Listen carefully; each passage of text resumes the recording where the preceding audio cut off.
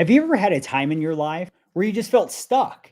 Where if you were to judge your life by an outsider looking in, everything was great. Your family was beautiful, thriving, your business you built up, you're proud of, and you have a solid business that you work diligently for year after year.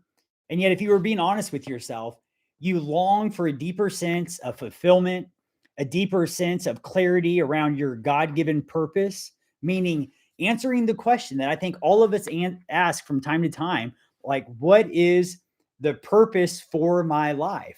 If you've ever found yourself there, you're going to want to tune into today's episode, because in today's episode, I pull back the curtain and I share with you the behind the story of why I wrote my book, The Path to Purpose. I share the stories that if I didn't share here with you guys, they would just go left untold. And so I want to share those, number one, to encourage and challenge you that perhaps in today's episode, you will find the next step to move towards clarity in your God given purpose. And the next thing, tune in today that if you're considering write a book, I'm going to share the moment that I almost quit, but I didn't. Obviously, I didn't, right? The book's here, so I did finish it. And yet, I'm going to pull back some layers on what it's like to be an author in the process of writing a book. So, one of the things that surprised me is that when interviewed on other podcast channel, as I was preparing for 6 or 7 different podcast channels within the first few months of writing my book, I thought everybody was going to interview me about the 11 great chapters that I spent all this time diligently writing and putting a lot of work in order to make the book a reality. And yet, you know what I found that people were most interested in? It wasn't the 11 chapters of my book that are the steps to gain on the steps I took that helped me gain clarity on my purpose. Wasn't that at all. They were interested in, Chris, what's it like to be an author? Tell me about the writing process. Was it challenging? How did you pull that off? And maybe that's what you're wondering. Maybe there's a goal that you have to write a book and you just want to hear the straight up behind the scenes scoop from an author of what it's like to write a book. So whether you're stuck and you're looking for next level of clarity for your God given purpose in your life, or if you're looking to write your first book or write another book, I think today you're going to find value in today's conversation. We're going to start with this one. One of the first questions I get asked often is people are curious, like, Chris, like, what compelled you? What inspired you to write a book in the first place? It's like people are just curious and just, want some insight on that. And so I want to start today with unpacking that a little bit. I can't say that there was a clear moment in time, like, boom, all of a sudden I had this idea to write a book. I always had the idea in the back of my mind to write a book.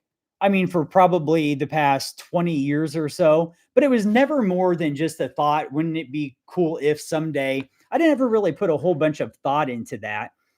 And yet, looking back, uh, going back to 2021, boy, you remember that? It was right after, obviously, 2020 COVID year. A lot of changes in the world. In 2021, I think was one of the most challenging years for my wife and I. To summarize it briefly, I got a phone call in March saying that my dad passed away from a drug overdose. That was obviously extremely challenging. He lived up in Toronto, Canada, and I'm in the Kansas City, Missouri area. And so, working through that process of losing my father. Also, I was 38 years of age. So I was approaching 30, or I'm sorry, not approaching 30, I wish, approaching 40. And, approaching 40, considering that, and then also in the season of having teenage kids where they're no longer so dependent on us, right? Two of our kids have cars and are in college and doing their own thing, even though they live at home and have jobs. Then we have a 14-year-old son. And so just being in a different season in our household with my wife and I in parenting, and then also factor in at the end of the year, I didn't realize later that year, right around the corner, that we would lose my mother-in-law, my wife's mom. Boy, that was a challenging situation as a family. She was here locally, and it was just a tough time for us, right? Why am I sharing all of that? I'm sharing that because that year I decided to start taking care of myself, because I had a moment when I thought, okay, I'm approaching 40. And if I play the trajectory out of my life, meaning if I fast forward 20 years, what does that look like with my health and fitness? Because at this time I was about probably 40, 45 pounds heavier than I currently am. I got up to about almost I think 246.2, something like that. And I'm only 5'6.5", so I don't have a bunch of height going for me.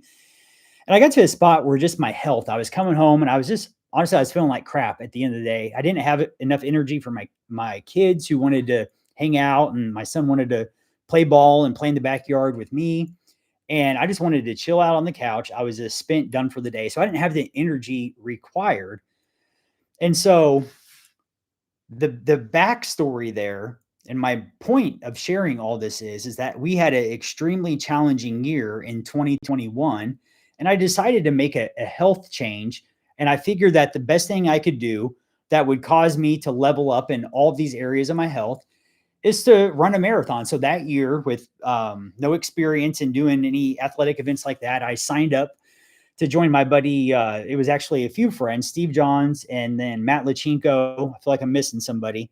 And I believe my wife ran that one as well. So decided to run this marathon in order to get in shape. And the year is extremely challenging.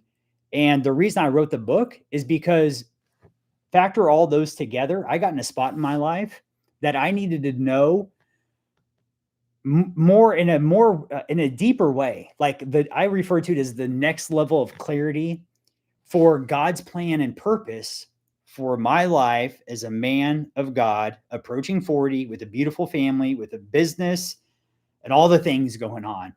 And so the inspiration really came from, now that I'm thinking about it more, like almost a desperation, where it's like, okay, Jesus, you're the leader, I'm the follower. Which direction can I go? Because I've been getting invites for all these different business opportunities, people desiring to get in business with me. And it's like, okay, give me wisdom to what to say yes to and what to say no to. And so that really became an impactful, I would say even transformative year, 2021 going into 2022. As far as, like, people often ask, is there a specific time where to write a book? No, but I'll tell you what, this is going to be a little bit noisy. And in last week's episode, I share about these races that I did. So make sure to check out that episode. I'm trying not to bang these around too much. But between 2021 and 2024, I don't know if you can see. Yeah, you can see all these. I think it's 23, 26 different races that I ended up doing. And I'm sharing that with you because for the first time in my life, I started to spend a lot of time away from these things, right? The electronic devices, the cell phones. I got away and I started to have this quiet time. And the reason I bring that up again in this week's episode is because I actually had time to pay attention to the thoughts rolling around in my mind. And I was going on a run, and I did have a moment to where it's like, okay, that was not necessarily a defining moment. Like, not everything changed, but I got clarity because after the passing of my dad, I really needed more clarity from God, as I said. And I did have the thought pop in my mind to write a book. And whenever I get a thought, I like to, sometimes if it's a reoccurring thought that's good and that I believe beneficial, that'd be helpful. I like to take action on them. And so I reached out to a writing coach. Shout out to Cody Purcell at Red Cord Publishing. And he's a good friend of mine. He's here local in Kansas City area. And I started having some conversations with him about this idea of writing a book. And he gave me some homework. I said, okay, I'm gonna hire you as my coach. And I really got stuck and frustrated with myself. And there was a moment where I was going on a run where I was at the end of my rope when it comes to this idea of writing a book. And I was ready just to call it quits. And I did have an inspirational moment where it's like the outline. It was like this: Chris, find the steps that you have taken throughout your life that have been the most helpful and share on those. And so if we look at the 11 chapters of my book, that's exactly what I did, right? Like, looking back when it comes to gaining clarity about the purpose for my life in this season, I remember the first thing I had to do is I had to stop focusing so much on the past. That's why in chapter 1, I start with C.S. Lewis quote that you can't go back and change the beginning, but you could start today and change the ending. That's why chapter 2, I talk about taking responsibility for my life. It's the Michael Jackson song, right? The man in the mirror, and owning exactly where I'm at. So I started to identify throughout these runs, all that time I spent training, I started to identify these lessons that I've learned that have really helped me gain a deeper sense of clarity and purpose in for my life. So my book is really nothing more than me sharing with you the steps that I took to go to the next level of clarity when it comes to the God-given purpose for my life. So when it comes to there's a few questions. So when you see me, I'm looking down like that. I did take some notes just because I desire to stay on point for you guys. So first of all, thank you. Whether you're watching this on YouTube Live or you're watching a recording playback or Spotify or whatever podcast host, did you know that 92%, I'm sorry, 98% of viewers that tune in are not subscribed? So if you're gaining value, if you're listening on a regular basis, I want to challenge you. Will you go ahead and do me a favor? This is one thing you could do to help me out. Hit that subscribe button. I would appreciate it. So the next part is when it comes to each chapter of the book, I want to share this with you because maybe you're at a spot where you're looking for more clarity about the purpose for your life. The thing that I like about my book is that I had a gentleman tell me, Chris, your book reminds me of a lot of how John Maxwell writes. And I thought to myself, man, what a huge compliment. John Maxwell is a mentor of mine, so I'm sure he has influenced me.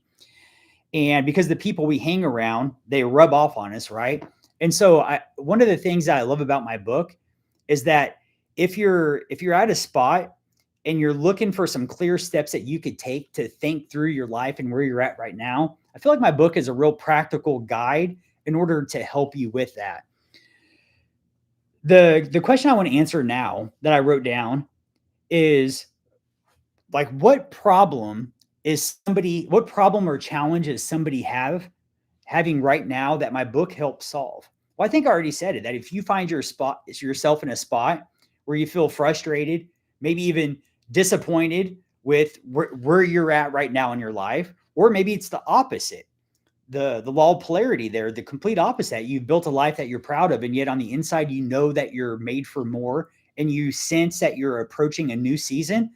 I think that my book is a practical guide that could help you gain clarity on that next step to take. When it comes to in personal brand and writing a book and public speaking, we want to focus on a target audience, right? Your target avatar, my coach calls it. And so when I think about who my target audience is, I think it's one of two categories.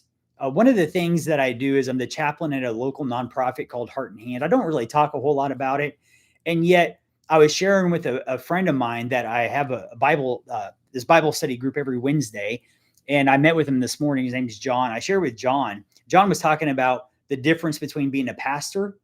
He said that a pastor has a message in the same congregation, but has to change the message weekly. An evangelist has the same message, but just has to find a new group of people to share it with weekly. And that really resonated with me. The reason I bring that up is because at this nonprofit Heart and Hand, I have the opportunity to share whatever I want on Wednesdays with a group of people that are really having a challenging time in life. These people, um, some of them live actually on the streets in the woods in tents.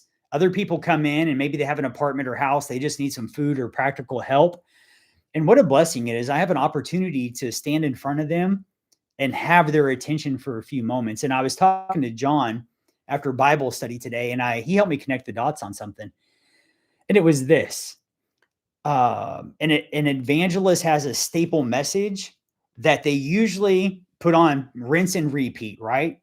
And that's exactly what I've developed at Heart Hand. And so the question is, Chris, what's that message? My message is that wherever you find yourself, that if you find yourself in a place where you've never been at a lower point in your life, or maybe you're at an all-time high, and you found out that an all-time high doesn't mean that you feel fulfilled, inspired, and encourage and optimistic about your future. So whether you're at a low, low or a high, high, my belief is that as long as you have breath in your lungs, that God absolutely still has a plan to prosper you and to give you a hope in a future. And just because I say prosper you doesn't mean that you're going to have challenging times. Jesus actually said, in this world, you will have trouble. You're going to have challenging times. I think it's just part of being a human being, right?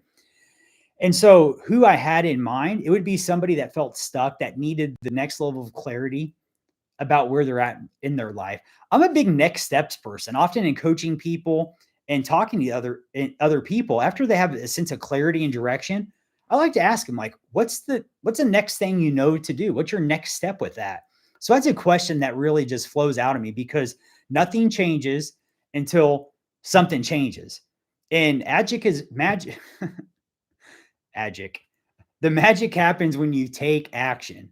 And so we don't want to be just a hearer of things. We want to be a doer. And so if we could identify that one next step to take, that usually starts to head us in the direction we desire to go. I would say if somebody takes only one big idea from my book, it would be they've identified the one next step to take, right? Chapter number one's about getting over and letting go of the past. Number two is about taking responsibility. So each chapter, I'll go on a little bit more. Number three is about gaining some clarity for your future, actually envisioning your future, because as it says in the Bible, where there's no vision, the people perish. That doesn't mean that we drop dead and die. It just means that we're undisciplined and unrestrained, meaning it doesn't matter how I use my time. There's nowhere I'm looking to go. So I could just get in my car and drive because I have no destination in mind. So each one of these chapters build upon one another. And so I trust that if you find yourself looking for a deeper sense of purpose and clarity around that, that one of these chapters you'll be able to identify and take action on to start moving that direction. So now we're going to get into the like behind the scenes, behind the curtain, if you will, on being an author. The question I wrote down that I want to share with you is like, Chris, tell me the time that was the most challenging. And I'll never forget it. I wanted to quit. My concern, the limiting beliefs in my mind, the things I was thinking about writing, I was thinking things like this. I'll just throw them out there. Who am I to write a book? What is it that I actually have to say that somebody like John Maxwell or one of these guys that I look up to that speak so well, that have been way more successful than me, that have a much bigger audience than me, that have bigger business, that have more education. I was really focusing on what I refer to as limiting beliefs. These are ideas and concepts that are lies that are holding me back. And my writing coach, Cody, he gave me a book to read. I can't recall the name of the book, but he encouraged me to read a book. And it talks about the opening part of the book, if I remember correctly, talks about the most common myths around writing a book or lies people believe. And you know what? Every one of those I just described, like imposter syndrome, the idea that who am I to write a book? What do I have to say? Who would actually want to listen to me anyways? My life's still a mess. I'm still trying to figure things out.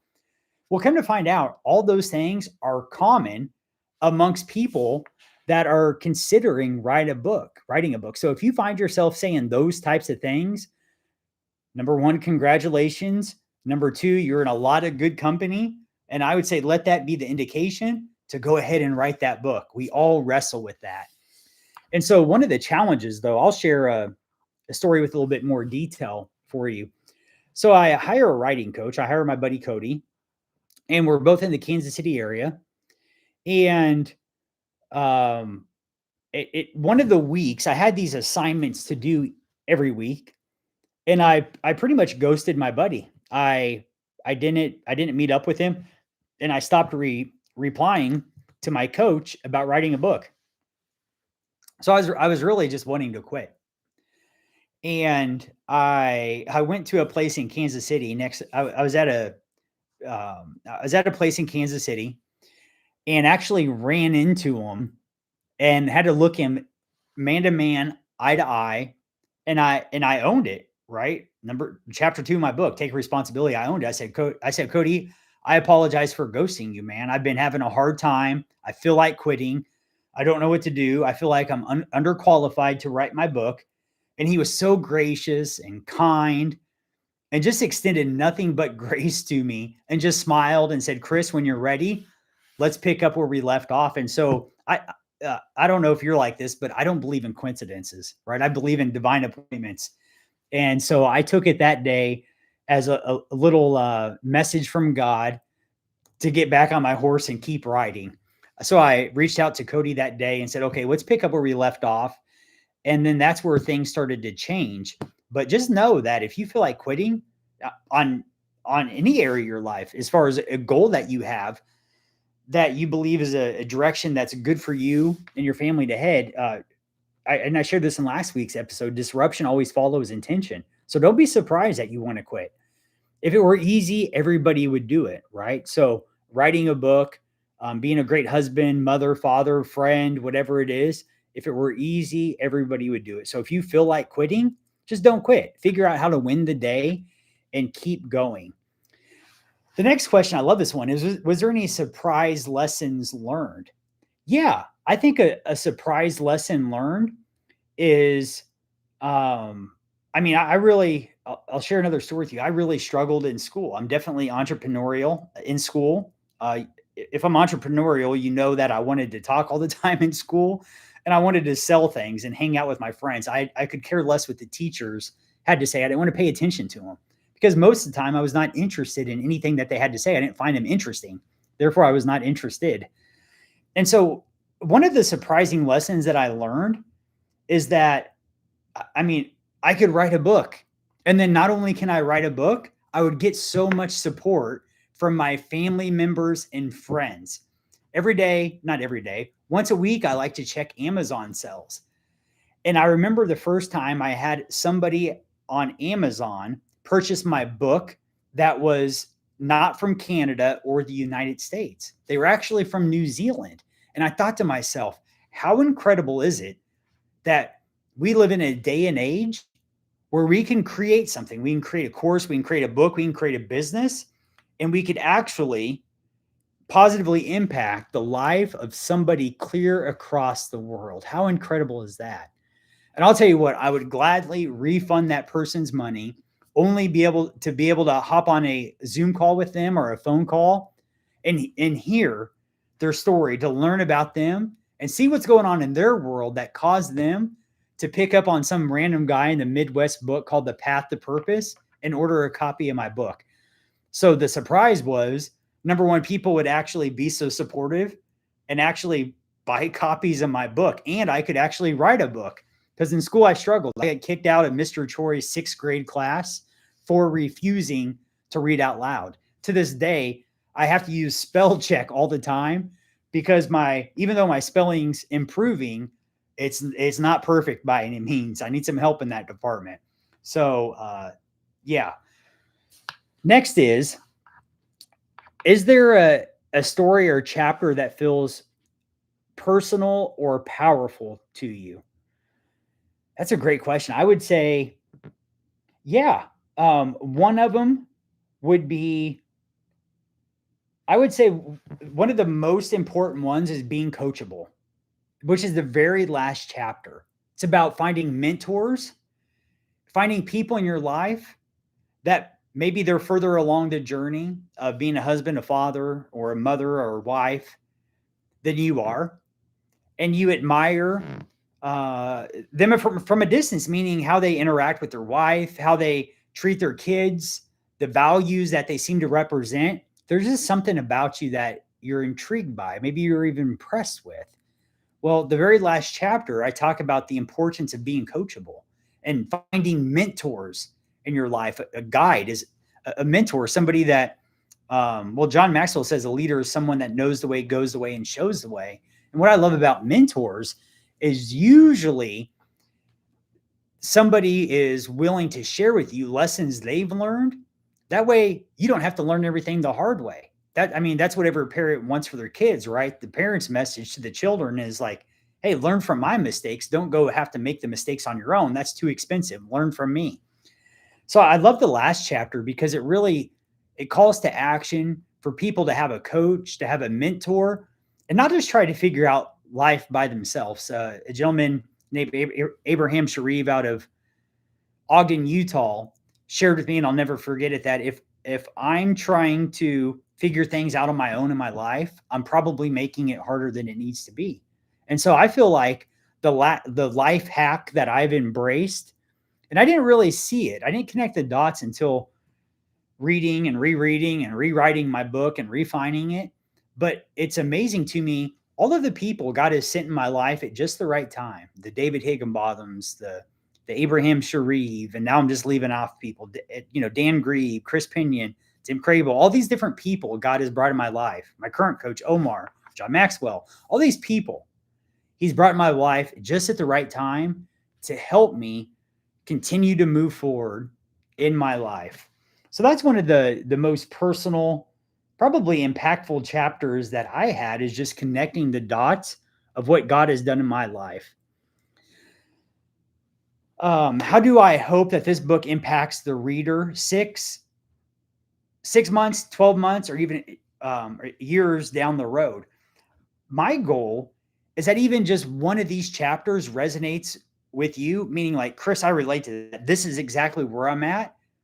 As I said earlier, I hope at least just one of the chapters, if not the whole book, inspires you and lets you know that, number one, the lessons that you've learned in your life, open your mouth and share those. Pull out a journal, write those down, identify those lessons, and then perhaps you could write a book. You could create messages that move the masses. You could go on YouTube Live. You could create your own podcast channel or start your own blog. But I think it's important that each one of us could do something to help others. And I think that if you could identify some lessons that you've learned that have been so helpful, this was a real game changer for me. Someone once told me this, that if I believe what I have, whether it's a book, some type of product or service, will actually benefit somebody and make their life better, I have a moral duty or obligation to share that. And I think the same is true with you. The lessons that you have, I've encouraged so many people to write a book. I think as far as friends, I bet you over the past 12 months, I've had 4 to 6 friends actually publish and write their book. And I know every single one of them is glad they went on the journey, because it's not so much the finished product of the book, it's who you become along the way. So the very last question is this. We're going to end today's session with this. What is the first step you want readers to take after finishing your book? Well, as I said earlier, action is where the magic happens. The one goal I have, the desire, is for you to take action. At the end of each chapter, I put in a question at the end of each chapter. And so the goal is that there be at least one of these chapters that there's journal prompts, and then there's some questions as far as like, based on what you learned from this chapter, what will you commit to implementing or change? Specifically, how will you do it? Specifically, when will you do it? Each chapter ends with these 4 questions. And I trust that one of these chapters is going to resonate with exactly where you're at in your life.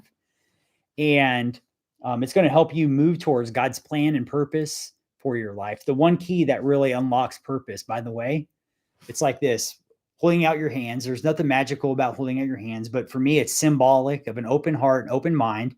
And the posture, this is the key that unlocks purpose. It's like this, and ask. The Bible says, ask and it will be given. Seek and you'll find. Knock and keep knocking. Keep seeking, keep asking, keep knocking, right? That process there. So I want to encourage you and maybe even challenge you and be so bold to say, have you asked God? Because to say that there is purpose for our life, some people would just flat out disagree with that and think everything's coincidence and that there is no creator. But if we believe in a creator, that means he's creative. We're made to be creative. And I believe that for each one of us, he has something in mind. And what a blessing it is that we get to go on the journey to discover and uncover what God's plan and purpose is for us in this season. I use the word season a lot. The reason I do that is because seasons change. We have to hear, and we have to keep hearing. We have to ask and keep asking. And this season may look different than the next season. So I appreciate you letting me do what I believe my purpose is, which is to inspire and encourage people to pursue and discover their purpose. And I do that by 3 ways: helping people gain clarity. Number 2, helping people find the good in them and around them. And number 3, overcome limiting beliefs. Get rid of the things, the ideas, the concepts, the lies that are holding you back from who you really are and all that God has for you. Thank you for tuning in today. And if you haven't already, make sure to hit the subscribe button. We'll see you next week.